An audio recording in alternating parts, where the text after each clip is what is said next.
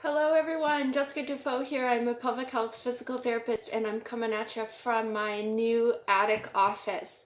Today I thought we'd talk a little bit about pelvic organ prolapse, and I also plan to do an Instagram live today at 4 p.m. Central Time. In that live, we'll talk a little bit more about anatomy of the different layers of the pelvic floor muscles and pelvic organ prolapse and what that means and symptoms that can come from having an organ prolapse. So just quickly, I have my pelvic organs here, thank goodness. This is your bladder. This would be vagina, cervix, uterus, and ovaries. And last but not least is rectum. Okay, and they literally sit like this at the bottom of your pelvic floor. Those are all three of the holes that come through the pelvic floor. So this hole, this is the urethra, and then that would be the hole through the pelvic floor where the urine comes out. This hole obviously would be vagina, and then this hole would be anus. So all three of those pierce through the pelvic floor. This is the superficial layer of the pelvic floor, and that's the deeper level of the pelvic floor. So pelvic organ prolapse essentially means something in your organs have kind of shifted around a bit. You can see here that there's like not a lot of room for error. And so for whatever reason, there's lots of reasons pelvic organ prolapse can occur.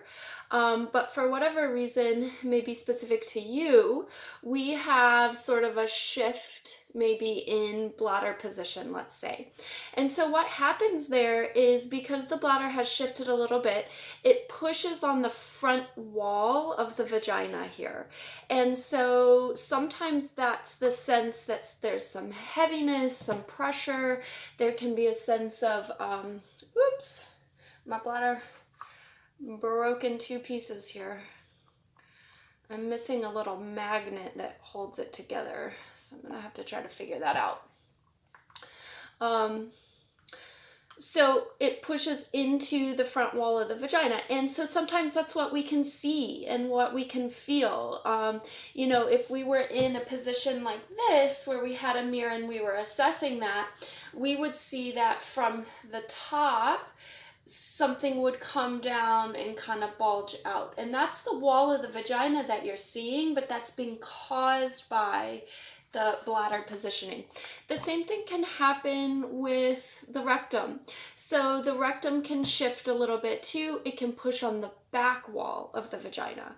And so sometimes, you know, when we're assessing that as PTs internally, what we see is that the back wall of the vagina kind of bulges upward. The same thing can happen with the cervix and the uterus, is they can actually start to fall into the vault of the vagina. And so sometimes we can see that, we can palpate that, and it kind of feels like cartilage, like the tip of your nose. And so that would actually be your cervix. And pelvic organ prolapse positioning can fluctuate depending on where you are hormonally in your cycle, depending on your activity level or lack of activity. It could certainly depend on where you are in your cycle of your lifespan, and so we can see symptoms of prolapse fluctuate. Anyway, I'm going to be talking a lot more about that in detail on the Instagram live today at 4 o'clock, so Central Time. So if you can join me for that, I'd love to have you and see y'all there. Thanks.